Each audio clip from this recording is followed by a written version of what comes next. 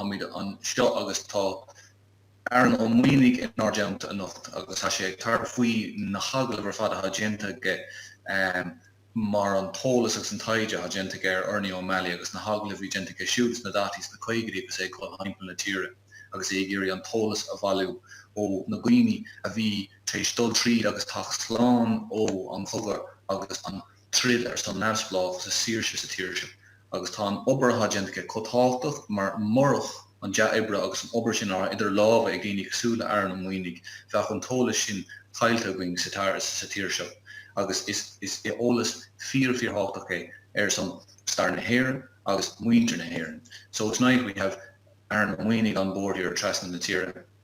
We're delighted to have him, something that a lot of people have been looking forward to with the Ernie O'Malley interviews. The work that Aaron is doing is so important to the history of this country because he's taking into account voices that only for him would not otherwise be heard, and they are of huge importance to the history of this country. So we're very much looking forward to the lecture tonight. So without further ado, chuir me trasna cúilte inis Aaron maithe tú réig agus más féile gach rud a chluisteáil a éiscint an féidir. Míle buíochas ben agus fáilte óga Ghaoine. It's a great pleasure to be given the honour of sharing this platform with so many fantastic historians. This evening, as Ben mentioned, I'll be speaking to you about veteran IRA Commandant Ernie O'Malley's interviews with members of the Kilkenny Brigade IRA. But before I go on, for the benefit of our listeners, I shall delve a little bit into the background of the man in question and also elaborate on how I became involved in the transcription process of these fascinating documents. So, Ernie O'Malley was born in Castlebar, County Mayo, but he moved to Dublin with his family at a young age, where he was schooled then at the O'Connell schools in the inner city. As a medical student at UCD at the time of the Rising, he watched the progress of the fight with increasing interest. And this was to be a pivotal moment for Ernie. He joined the Irish Volunteers a short time after, and he organised battalions and companies around the country. In December 1920, whilst organising local battalions in County Kilkenny, O'Malley was captured at Inistioge, along with a notebook containing the names of every member of the 7th Battalion Kilkenny Brigade. This incident, which resulted in numerous local arrests, was a source of much embarrassment, understandably, for O'Malley. The irony of which was not lost on the local IRA, who would later take issue with some of his less than complimentary comments, which he made about the brigade in his memoir On Another Man's Wound. But I'll come back to that later on and delve into that in a bit more detail. So, after O'Malley's capture, he is imprisoned in Kilkenny jail, where he subsequently escapes on Valentine's night, February 1921. He returns to the field, and due to his outstanding organising ability, Kilkenny notwithstanding, and his courage, it led to his appointment as the OC of the 2nd Southern Division, which is the second largest division in the IRA. Strongly anti-treaty, he fought at the Four Courts, Dublin, and at Enniscorthy, County Wexford during the Civil War, before a dramatic capture during a shootout at the home of the O'Rahillys on Aylesbury Road, Dublin. Riddled with bullets and expected to succumb to his wounds, O'Malley surprisingly survived and was one of the last IRA prisoners of the Civil War to be released when he finally returned to freedom in July 1924. Much of the rest of his life was taken up with travelling, journalism and art collecting. On Another Man's Wound, his memoir of the War of Independence, was published in 1936, and The Singing Flame, dealing with the Civil War period, was published posthumously in 1978. The bulk of O'Malley's private papers were bequeathed to the archives of the Department of Archives in University College Dublin by his son Cormac O'Malley, including a series of 53 notebooks containing the handwritten transcripts of some 400 plus interviews that O'Malley had conducted with former colleagues from the revolutionary period. These interviews concerned their experiences during the time, and in many ways O'Malley's project paralleled the recollections gathered by the Bureau of Military History. Now, the Bureau of Military History was a governmental project, and its objective was to collect personal narratives from veterans of the 1916 to 1921 period for planned official histories. It's very likely, as I said, that the Bureau's activities acted as a stimulus for O'Malley to develop his own interviewing technique project, which he conducted during the period 1948 to 1954. Yet O'Malley's interviews differ from the Bureau's in at least two significant ways. In the first instance, the Bureau's work rarely went beyond the truce period of 1921. Looming Civil War animosity was adjudged as a potential nail in the project's coffin, and thus the official parameters of the project were set between the years 1913 and 1921, as an operational safeguard. O'Malley's venture had no such parameters, and his interviewees frequently, and in many cases exclusively, spoke about the Civil War. Several even went as far as to include reminiscence and rumour from the late 1920s. Secondly, as the title of the eponymous series of interviews published by Mercier and Irish Academic Press respectively, O'Malley had access to individuals who were either ignored by the Bureau or refused to comply with the organisation's request to submit their recollections. In this respect, Ernie's notebooks are a veritable goldmine. They contain a wealth of information on the revolutionary period, and the men and women he interviewed spoke freely and candidly of their exploits and of the exploits of others. These fascinating records offer researchers the opportunity to examine, or in some cases re-examine, facets of the revolution in a new light. So, how did I become involved in this process? Well, almost a decade ago, as a bright-eyed undergraduate, I visited UCD's archives to consult O'Malley's notebooks. I'd done this as part of research for my undergraduate thesis. I probably spent about 3 to 4 hours there, after which I left with my tail firmly tucked between my legs, having succeeded in only transcribing perhaps as many words as I had spent hours there. You see, O'Malley's chicken scratches, his doctors-like script, handwriting has for many years defeated scores of avid researchers.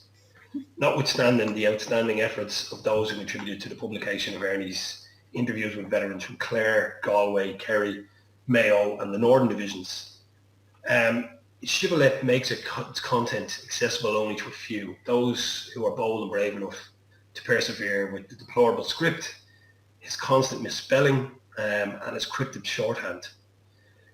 However, my recent research on County Wexford's experience of Civil War necessitated another round with O'Malley's seemingly indecipherable handwriting. And since my initial transcription of his interviews with the Wexford Brigades in 2018, I have to date transcribed over 220 of his interviews with former colleagues from across the island, including the focus of tonight's lecture, which is those with the Kilkenny Brigade.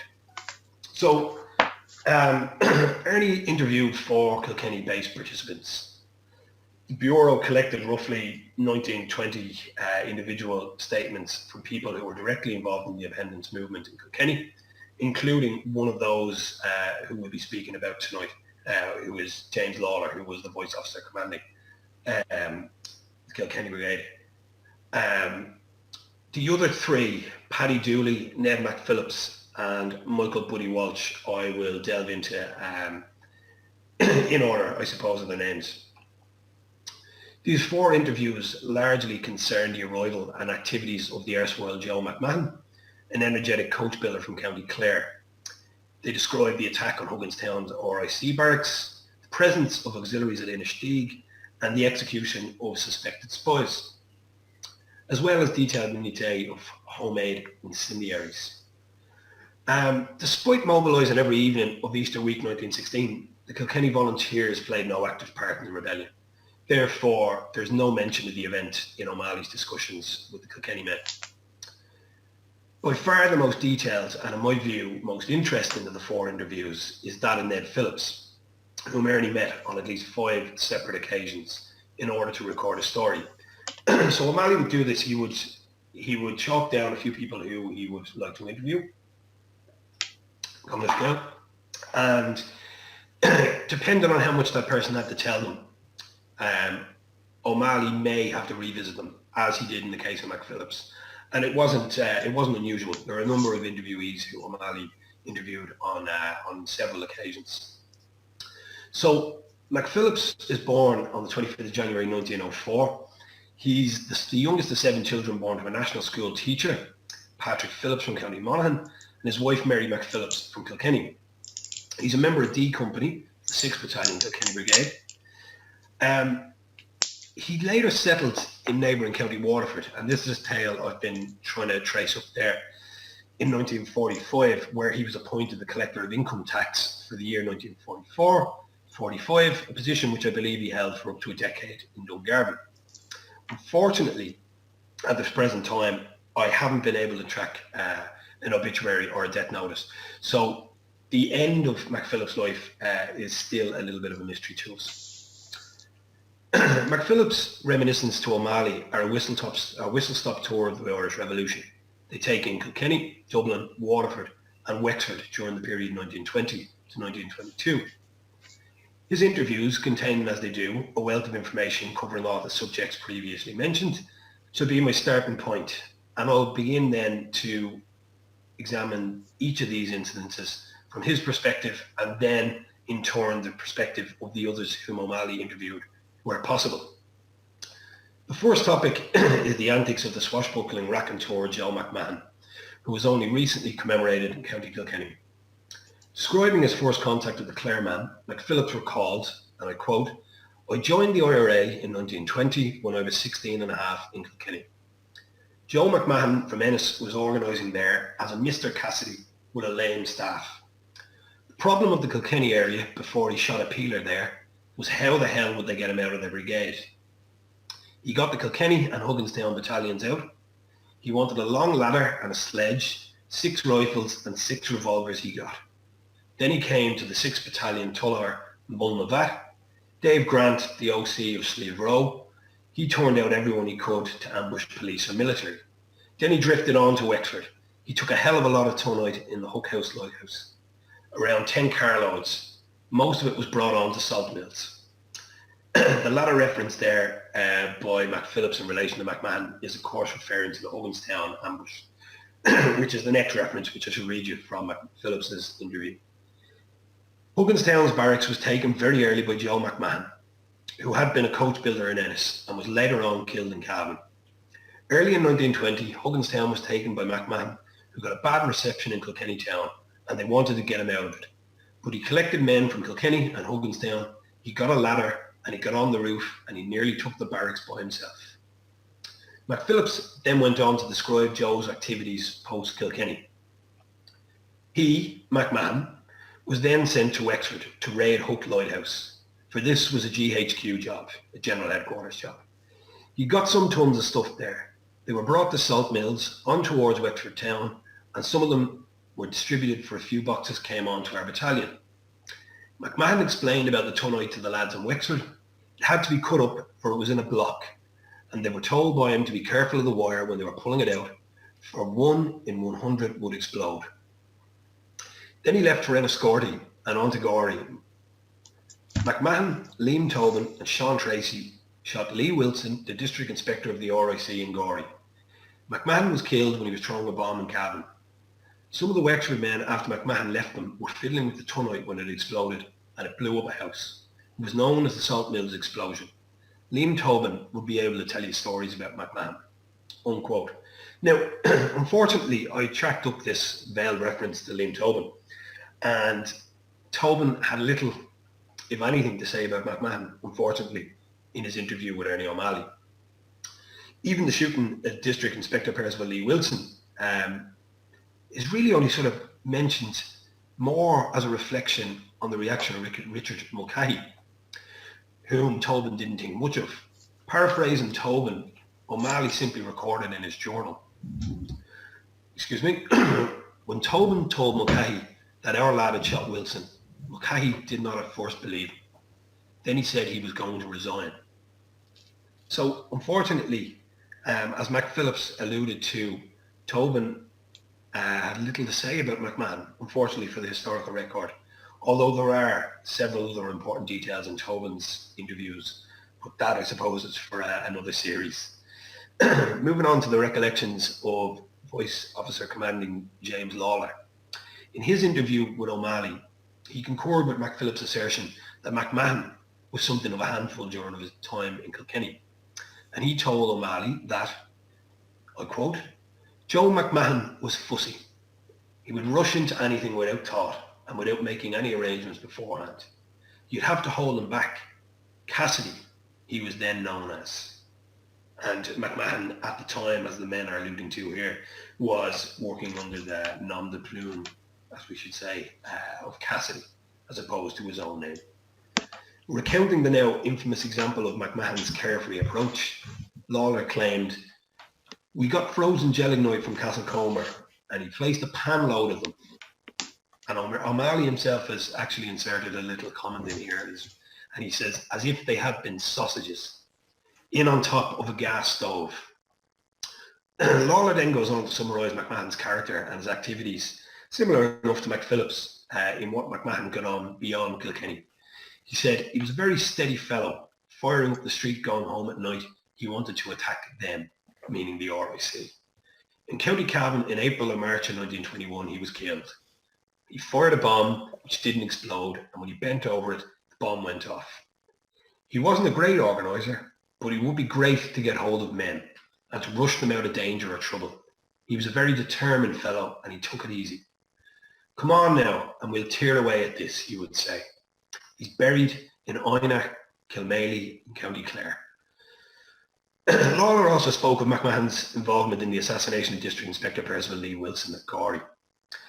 He said, "Lee Wilson, the DI who was shot, McMahon whistled and the DI turned around.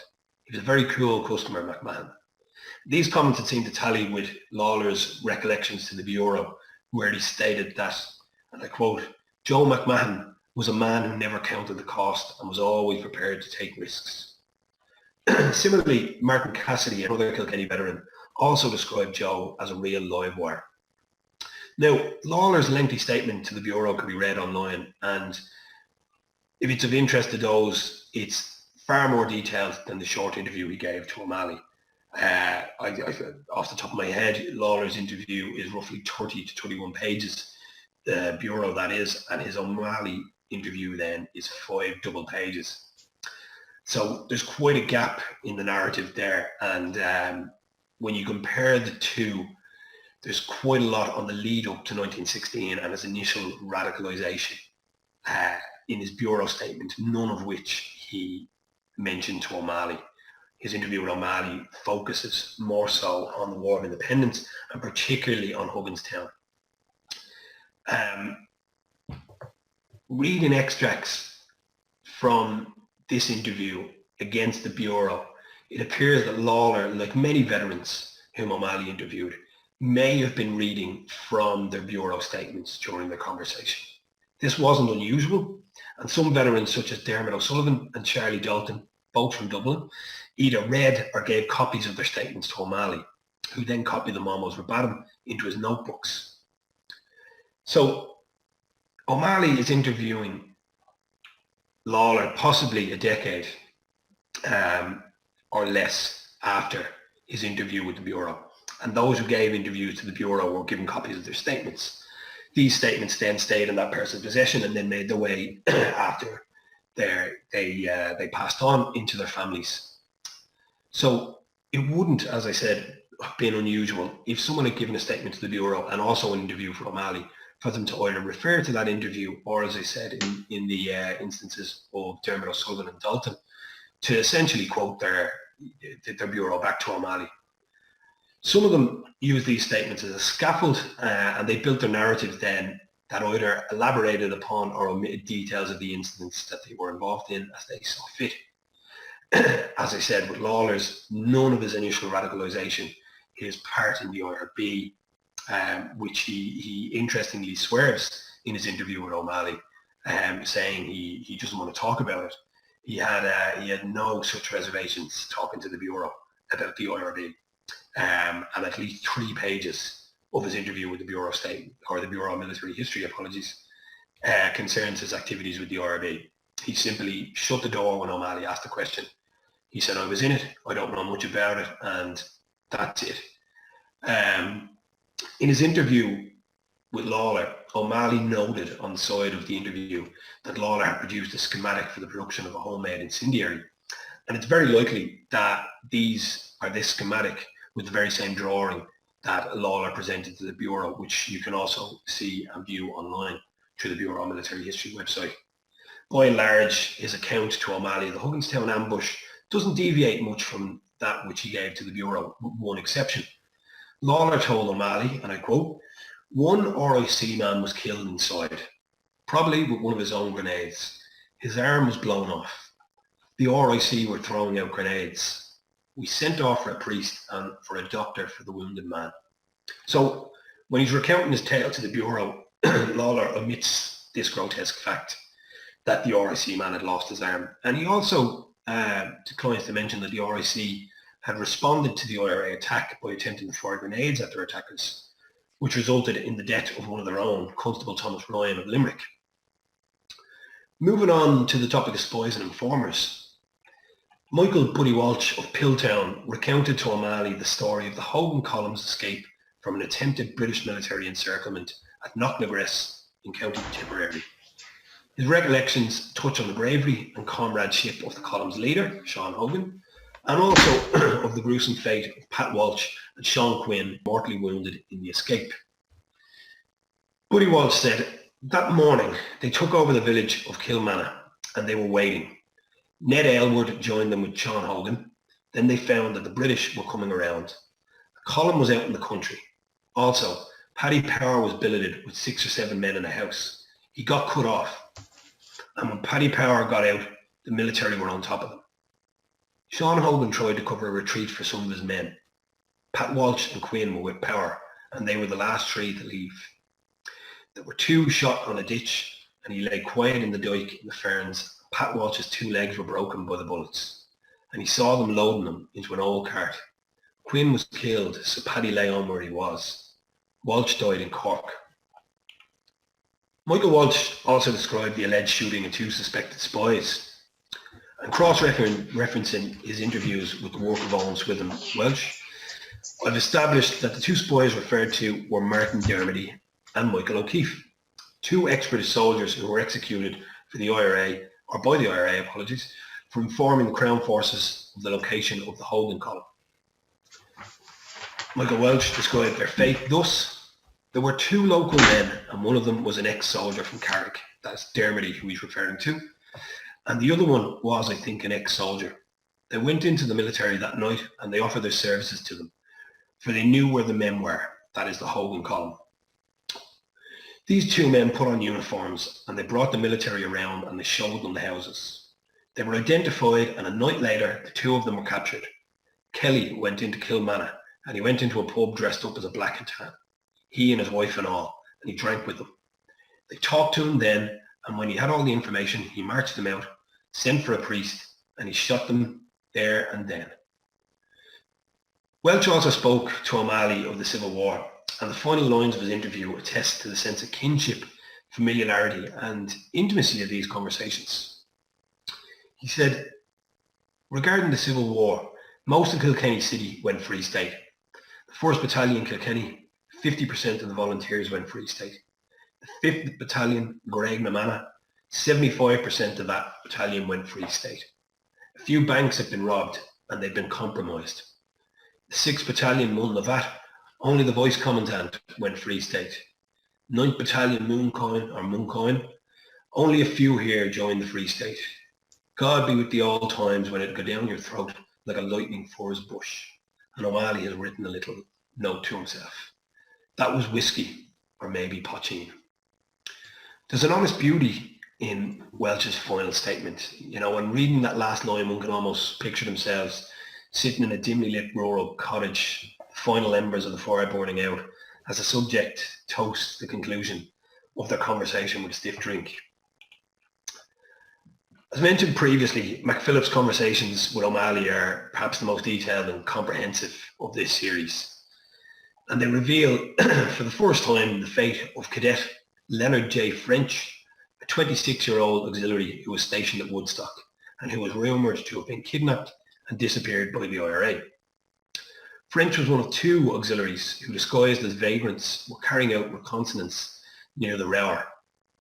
When the IRA discovered their true identity, they followed them out the New Ross Road, where an altercation took place, which resulted in the death of French. And I'll let Ned McPhillips take the story from here. In the Rower, County Kilkenny in the Tam War, 2 fellows dressed up as tramps suddenly appeared. Dick O'Keefe and Tom Burke and Hickey or Lynham were out looking for them with double-barrel shotguns, and you two tramps come along. The lads said halt, and the two Aussies pulled their guns. The lads fired, but only one shot went out of 5 barrels, and an Aussie, French, was wounded. But the other followed the fields, and he got away. They had tracked them during the day, and as they got frequent reports, they held them up in the dark. Then they threw French into the river. There are 2 cots there with snap nets. Someone said, "Oh," for the net was heavy, and up came the net with French's 6'2" frame. The fellows dropped the net. When anyone would say, "Och," Jimmy Hamilton would say, "That's him again," and they would drop the net. Old Jim was all nerves then. He was an old man of 62. He dropped his net and they lost it, and they got it after 9 days on the far side. He drifted in at the back of the quay, and we buried him in the mud. This was at the end of May 1921, and he was the only Aussie that was ever killed out of Inistioge. So that particular passage is resplendent of the quality of local knowledge, the intimate knowledge that's contained in O'Malley's notebooks, incidents which have received scant treatment elsewhere, even among some of the most detailed bureau statements. O'Malley's final interviewee was a man called Patrick Dooley, who was imprisoned at Woodstock alongside Ernie. In conversation, Dooley recounted the mistreatment of IRA prisoners, the hands of the auxiliaries in their Kilkenny base. Like McPhillips, Dooley singled out Major Ewan Cameron Bruce as the main protagonist in the campaign of brutality against local volunteers. Bruce was no stranger to controversy, and a short time after his arrival in Kilkenny, he was dismissed from the auxiliaries for having beaten a civilian. One incident in particular stood out for Dooley during his time in Inistioge, and that's the horrific beating of a man named Paddy Egan of Callan. Dooley said, "Paddy Egan got an awful doing. He was beaten regularly by the Aussies in Inistioge. He came from outside Callan in the Mullinahone direction. I saw his face all covered in blood, and I didn't recognise him. Another fellow, who unfortunately Dooley's name is, fortunately whose name Dooley omits, was also badly beaten upstairs." Such ill treatment was recounted by many Kilkenny volunteers in relation to the auxiliaries in their base at Woodstock, Inistioge, in their statements to the Bureau, in the O'Malley interviews, and this particular aspect is covered for those who may wish to read a little bit further on the topic in the works of Owen Swithin Welch and Jim Marr. On the point I referred to earlier regarding the making of homemade incendiaries, James Lawler told O'Malley that he, Joe McMahon, made bombs here. We prepared the bombs, 40 or 50 of them. They were made in the city. A length of tubing, 1 1/4 inch in diameter and 4 inches long, cut up with hacksaws. Lawler was then the brigade vice commandant. A thin piece of wire went through the nail and prevented it from coming out. The spring helped to drive it down. We were working at it for 2 weeks or so. We used the Lockleys workshop for making bombs, but I won't delve any further into this subject as I'm kind of conscious of time here, and also the fact that both Declan Dunn and Jim Marr respectively have covered this subject in much greater detail than I could possibly hope to in their works on Peter de Lockery and the West Kilkenny Flying Column respectively. McPhillips also recounted in great detail the transport of explosives across the Kilkenny-Wexford border, including those which caused the fatal accident at Salt Mills, in which 5 unfortunate Wexford volunteers lost their lives. I'll move on to perhaps the real elephant in the room, and that is O'Malley's relationship with Kilkenny and with the Kilkenny Brigade IRA. So O'Malley was something of a sort of bête noir to the Kilkenny IRA, and indeed many Kilkenny people. And this is kind of understandable due to the disparaging remarks he made about the county in his memoir. For instance, recounting his time spent there in 1920, he claimed that County Kilkenny was slack, that it was an area that hadn't seen fighting, as well as criticising the capabilities of the local officers. All kind of things that you kind of don't want to be saying if you're trying to enamour yourself to the local populace, and particularly in the kind of close-knit circles of the IRA in the post-independence years. It's not really a good idea to be kind of dishing dirt on your comrades or your colleagues, even a couple of years after the fact. And this is precisely why, because things came to a head soon after the publication of his account of his time in Kilkenny. And over the course of 5 instalments published in the Irish Press in December of 1936, and also in the Kilkenny People, several senior rank and former members of the Kilkenny IRA sought to correct the many alleged inaccuracies in O'Malley's version of events. Their response was a blistering rebuke of the portrayal of the Kilkenny IRA in On Another Man's Wound. And the writers didn't hold back. They stated, it, meaning O'Malley's account, is merely a case of Mr. O'Malley quarrelling with his tools for the purpose of covering up the whole circumstances connected with his arrest and the resulting effects thereof on the Kilkenny Brigade. So what they're referring to there is O'Malley's arrest and the capture of his notebook containing the names of the entire 7th Battalion of the Kilkenny Brigade, which was understandably an obvious source of embarrassment to him, not least considering the fact that he was quick to point out the carelessness of others and critiqued the Kilkenny Brigade for their slovenly organisation, according to him. In their refutation of O'Malley's account, the Kilkenny men forensically tore apart every facet of O'Malley's story, replete with page references. So much so that, to quote it here in full, I'd need another series of lectures. It truly, if you have access to it, it really is, it's blistering stuff to read. Suffice to say, the depth of their sense of betrayal may be construed from the concluding remarks of the officer commanding, Thomas Tracy, who stated, if Mr. O'Malley, without wounding other men, and it's a nice little pun he's thrown in there on the title of O'Malley's memoir, had chosen to tell a fantastic tale, with himself as hero, nobody would have bothered. But when he seeks a brighter halo on other men's wounds and shouts windy at IRA tombstones, it's time to protest. While not adverse to praising his fellow countrymen, McPhillips concurred with some of O'Malley's assessments of the Kilkenny IRA. He told O'Malley, quote, Martin Bates had a flying column here in the Civil War. So you see, there was good men in Kilkenny, but you, referring to O'Malley, were right about Kilkenny in the Tam War. The brigade staff then were no good, and indeed many of the battalion staffs I heard.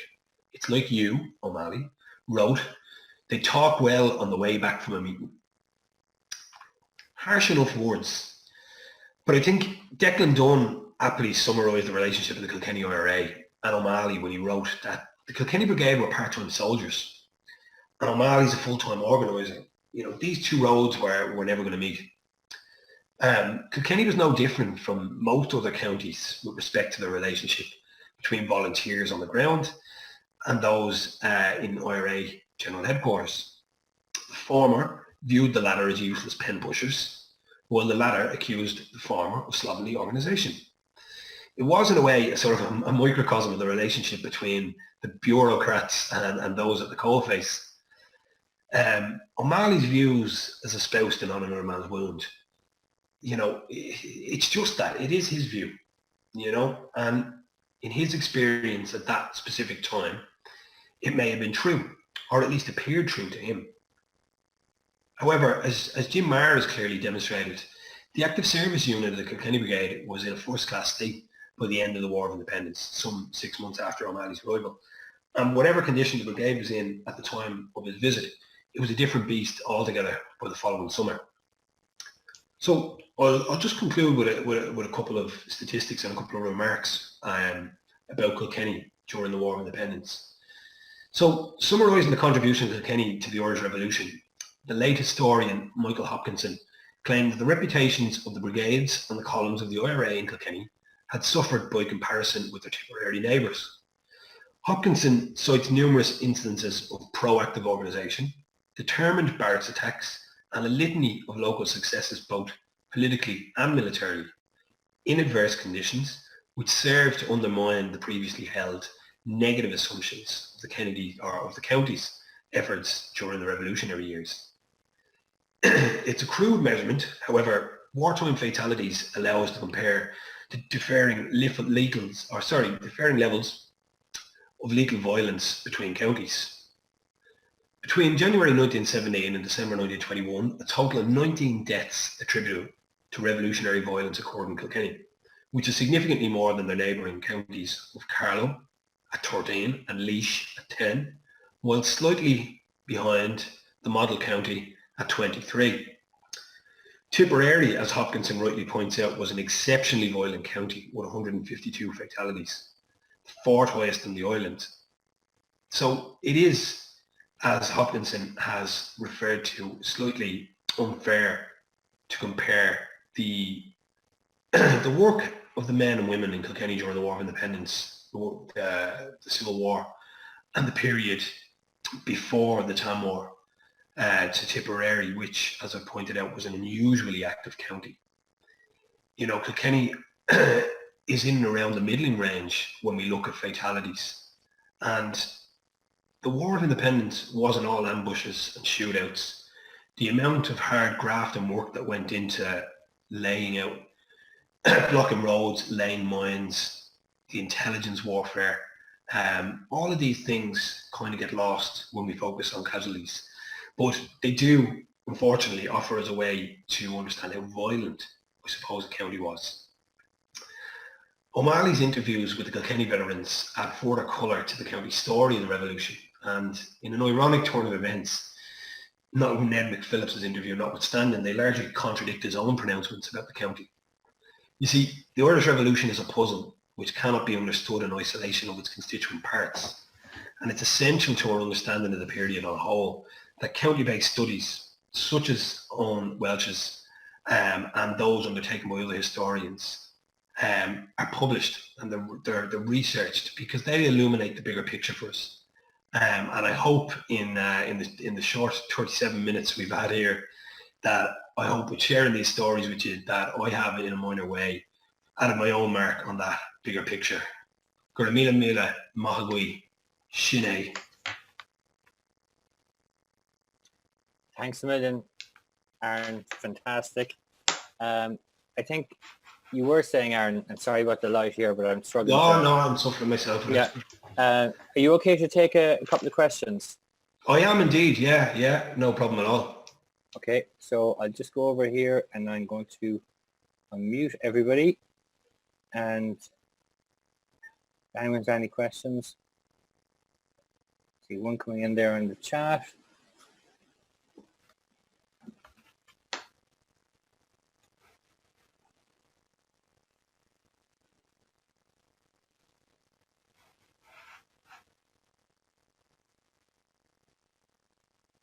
I'm struggling to get the chat up here.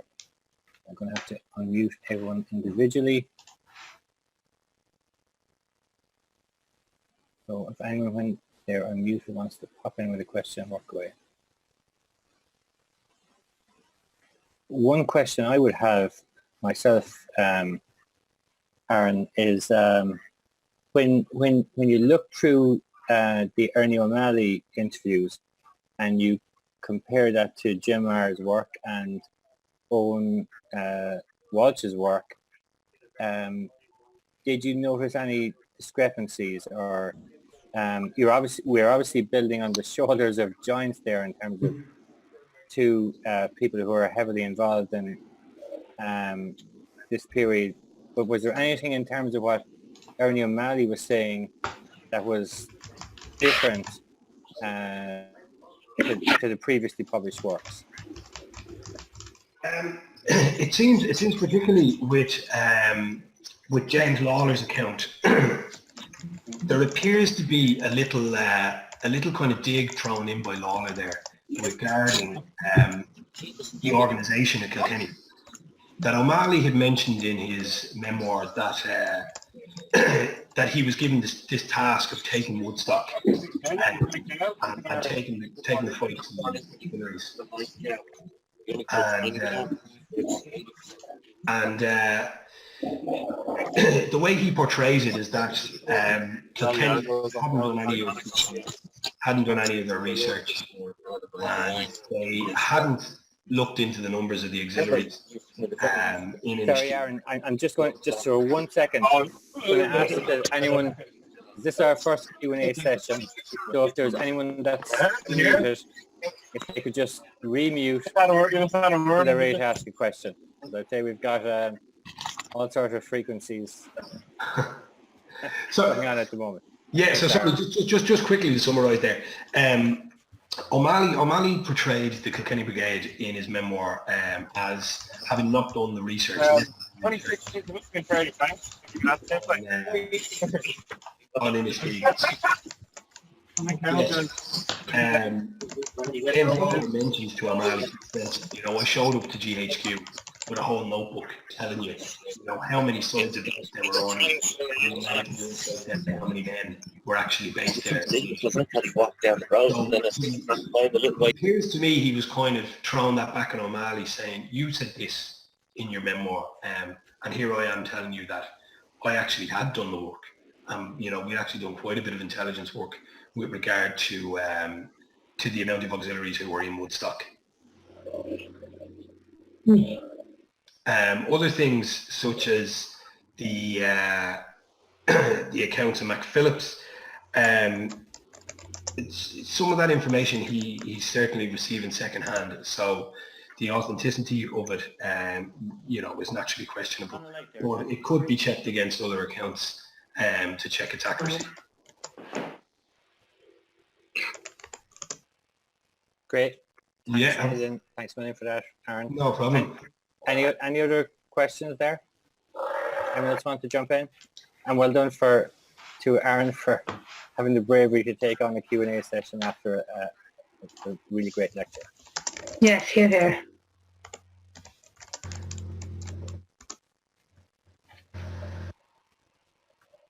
Any other queries? Okay, I'll just wrap it up and thanks so much, Aaron. I just noted as we were looking through the participants, we actually had Owen Walsh and Jim Mara both online. Wow. So we're really in good company. Yeah, you're in good company there. So welcome to probably the premier historians of that period. Particularly welcome to Jim and all the work he's done over the years to keep the efforts of the Kilkenny flying column, Western Kilkenny flying column alive. Magnificent work. Our next lecture is with Derek Molyneux and Marcus Howard on Easter Monday at 8 o'clock. Hopefully everyone will tune in for that. I'd like to say particular thanks to Aaron. I think the work he's done has been absolutely painstaking. Like Aaron, you mentioned 220 interviews in a scrawly handwriting. Yeah, I think I can actually, before we go, I'll pull up an example here for you. You can continue on there. Sorry, Liam, for the interruption, but I'll find an interview here for you, just to give you a kind of an idea of what we're working with here. 1 second. I'm going to try and find a particularly bad one. Oh yeah, Liam. Where am I going? Liam. I think it's a particular like to take on a project like that, Aaron, is absolutely massive, and you took it on for Wexford and you extended it into Kilkenny, and certainly from my perspective, and I'm sure others would agree, it's added a new insight into key participants in the War of Independence, Civil War in Kilkenny, and how they were feeling and what their thoughts were, and it's added a new depth to our knowledge. So huge congratulations for the work you've done. Thanks a million. I appreciate that. Yeah, it kind of began as an interest point, and then snowball. It's almost like a kind of it's my Sudoku working these out, And I'll screen share here with you now what his handwriting looks like, just for those who perhaps haven't had the pleasure or displeasure, I suppose, of looking at it. And here it is here. Here we go. Can you see that there? Oh, Jesus. Yeah, I can see that. Perfect, yeah. We can see it, but we can't read it. It's yeah, that's what we're dealing with here. And when you throw into the fact that O'Malley often either spelt things phonetically or kind of in a sort of Hiberno English, or even in shorthand, it gets even more taxing. So familiarity with it and also local knowledge are the key, or keys rather, to deciphering this god-awful handwriting, because there's no other two ways about it, really.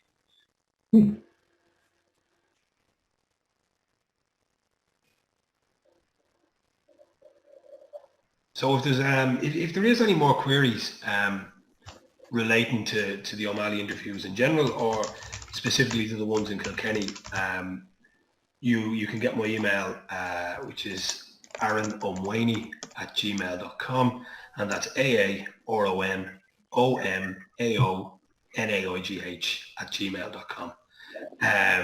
And just fire off your query there, or whatever you'd like to know, and I'm more than happy to, if there's an interview there that I think might answer your query, or you're looking for a relative or anything in particular, let me know, and I'll be happy to get back to you on that. Great. Thank you, Aaron. No problem at all. Great. Thanks, Aaron. And I just finish off with an old Buddha bus. Thanks a million, Aaron. And we really appreciate all the work you've done and for sharing it with us this evening. Very much appreciated. No problem at all. Thank you very much. No problem. There's some people who've messaged me here on Zoom. I'll get back to them individually now in a sec. But thanks again for giving us this opportunity, and we'll stay in touch. I'll be speaking to you, and I'll be tuning into the remaining lectures as well. Thanks again, Lynn. Thanks, Aaron. Slán. Cheers. No. Long call.